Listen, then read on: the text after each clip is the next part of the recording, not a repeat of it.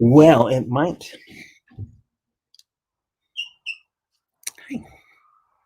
I'm doing a live thing. Yeah. Nobody's on. I'm testing out YouTube. I don't think anybody's on yet. Hello, if anybody's on. If anybody's out there and you're just joining me, I'm working on testing out YouTube Live.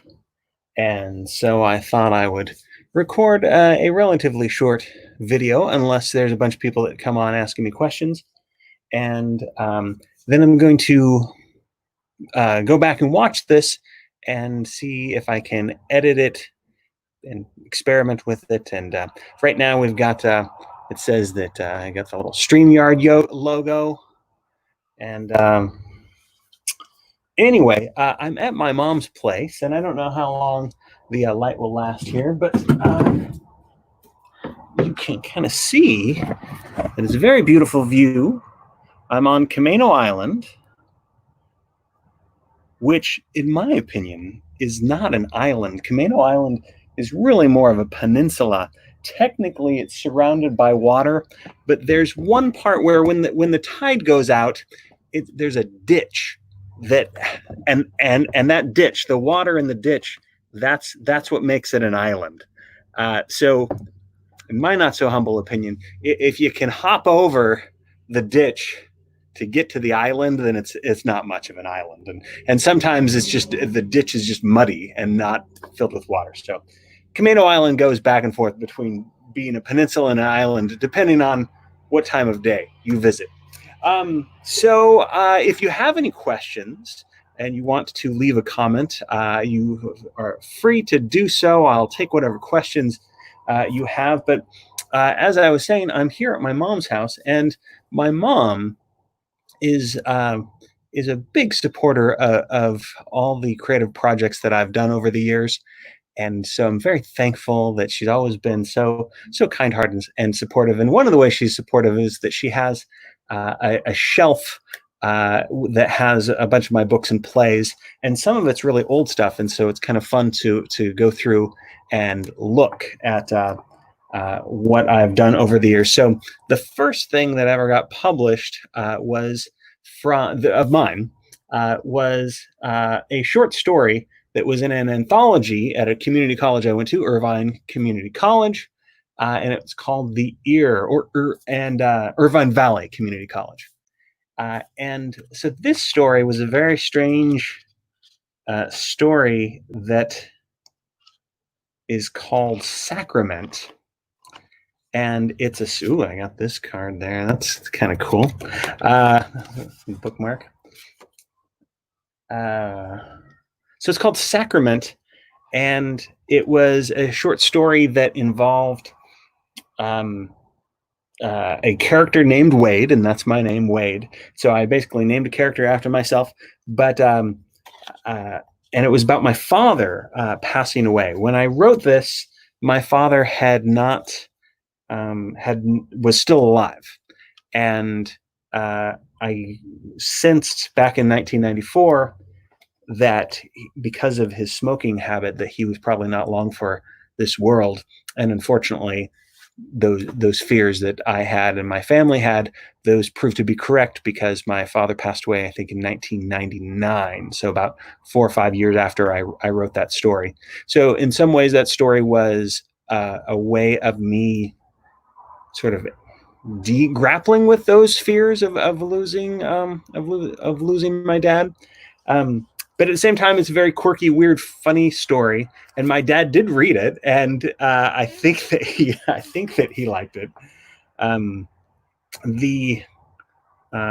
guess since I was explaining it, the thing that makes me laugh about this story is that like I said, it gets weird. I was in college, so I was writing weird stuff. And Sacrament is about a young man whose name is Wade, and his father has passed away, and he comes back from the funeral, back to his lonely apartment with his 2 cats, and he sees that that he has a package, and in the package is basically like a dried up tongue. It's a human tongue. And so he's freaked out by that, scared by that, and calls the police. Does all of the normal things you should do, but he gets absurd reactions from people. So basically, parts of his late father are being delivered to him, and it's a mystery trying to figure out what in the heck is going on, and it becomes a weird sort of magic realism kind of story. So because of the nature of that story, and then my dad read it, and I was very worried about what he was going to think of this story where a father character, basically my dad, passes away, and then pieces of that character, of that father character, are delivered. And so I asked my dad, I go, what did you think of it? And he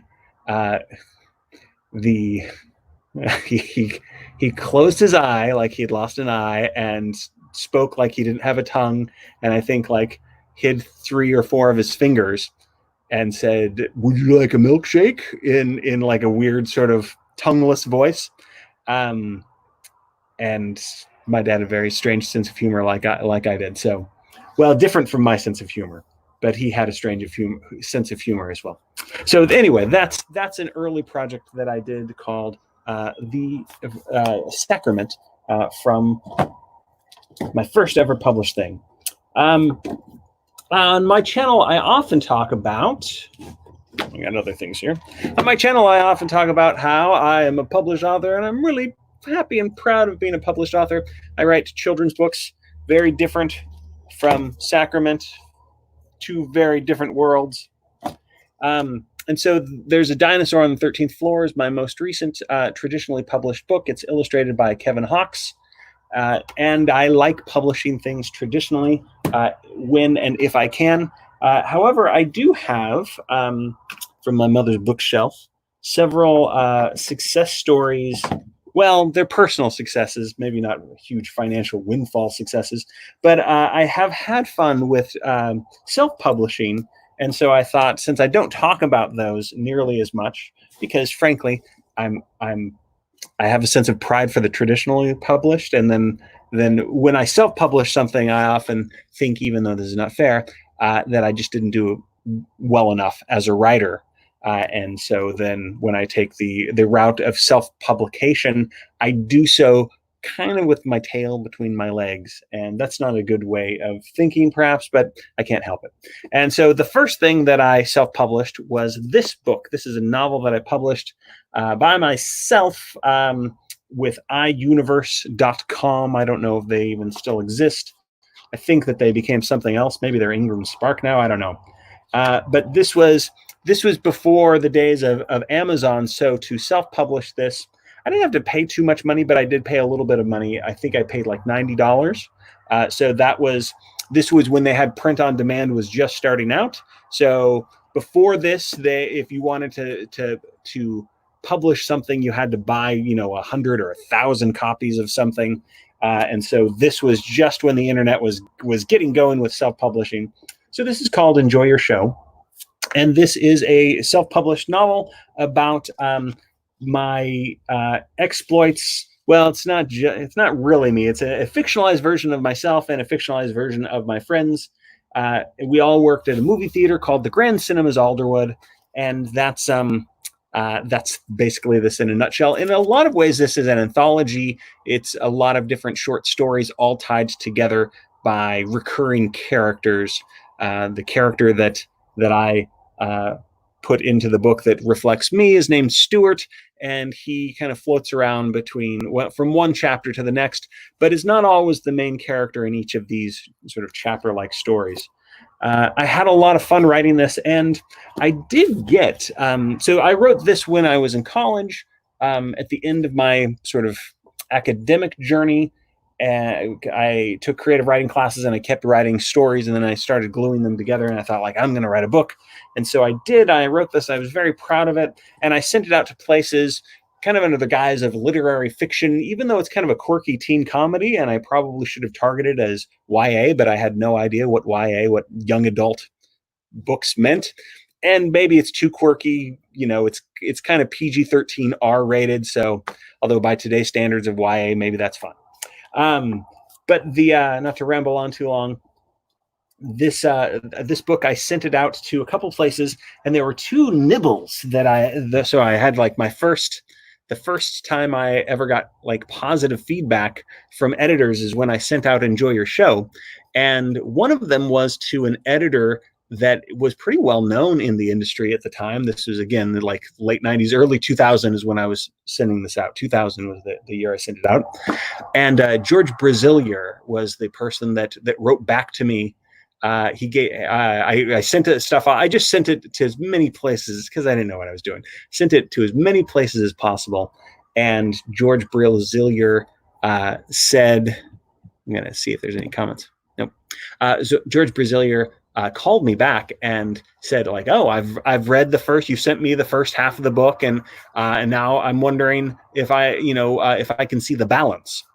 And I did not know what he meant by the balance. I was like, maybe you can't, I don't, so I finally fessed up, saying, like, I don't know what do you, the balance? He's like, "Oh, the rest of the book." It's like, I don't know why you just didn't say that. But so long story short, I had not finished really writing the rest of the book. I had it in like rough draft form. So that motivated me to finish it. So I worked really hard to finish up the final draft of the book, of the balance. And then when that was done, I spent quite a bit of money getting it to him via Federal Express. So I spent, I don't know, like $40 or $50 to send it there to New York in 2 days' time. As soon as I was done writing it, and then I sent it off. And this is back before sending off things via email. So there's the book, and there's $50 to send it off. And then I never heard from George Brazilier again. I think I did call his office at one point, maybe a month later, and they said, like, "Oh no, he's passing on that, or it's in his files, but he hasn't gotten to it." But it was still very excited to have somebody that wanted to see the entire book. The other strange nibble that I got from it was a very small press called Fjord Press at the time. And so for a long time, they were a local Washington State publishing company. And so they went back and forth wondering if they should try to publish it.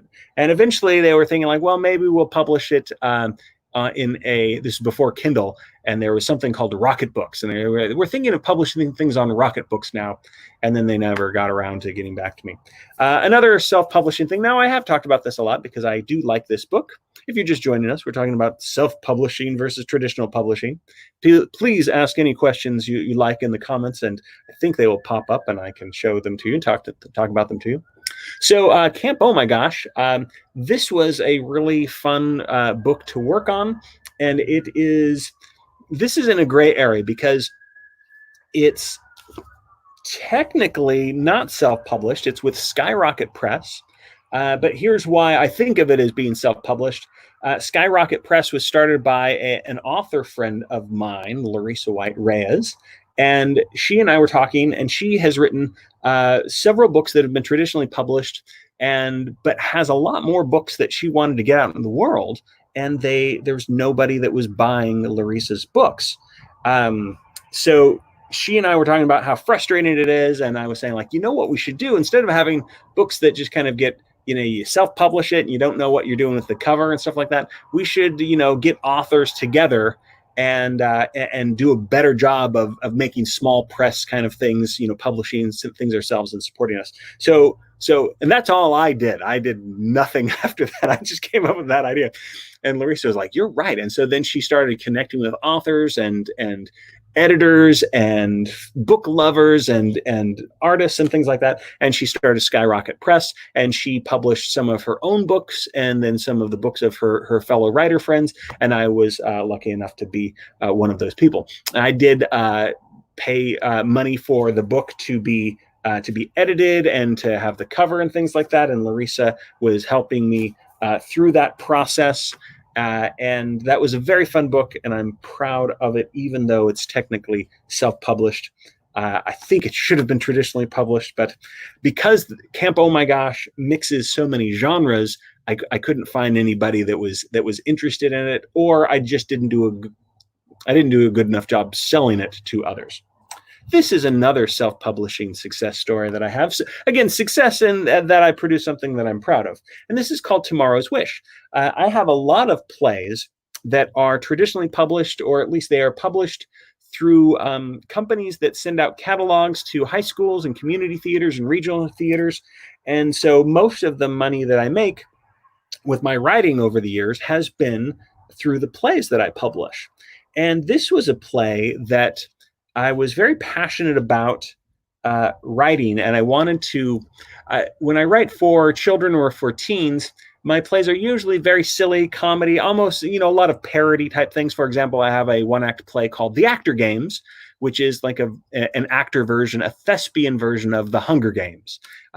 So instead of a dystopian novel where everyone's starving, in The Actor Games, everyone is starving, but they're starving for attention.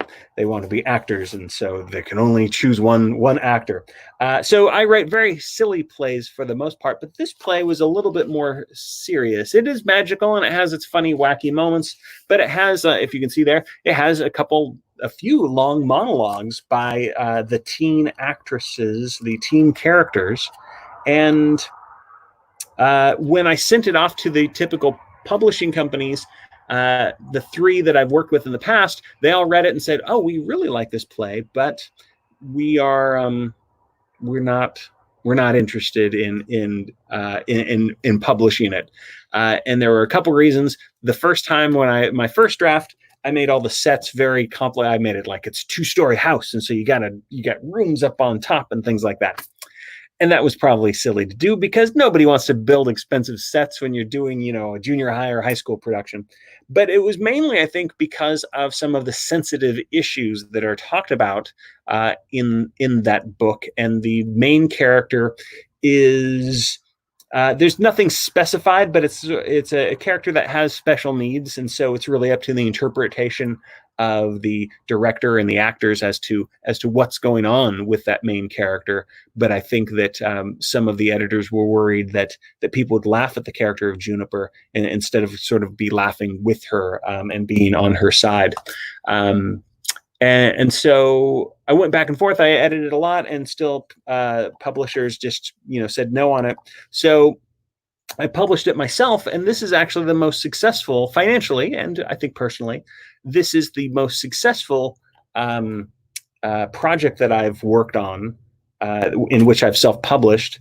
It's sold a couple thousand copies, and mainly it sells those copies because young actors are interested in some of the monologues that I've made available online, and so they go online to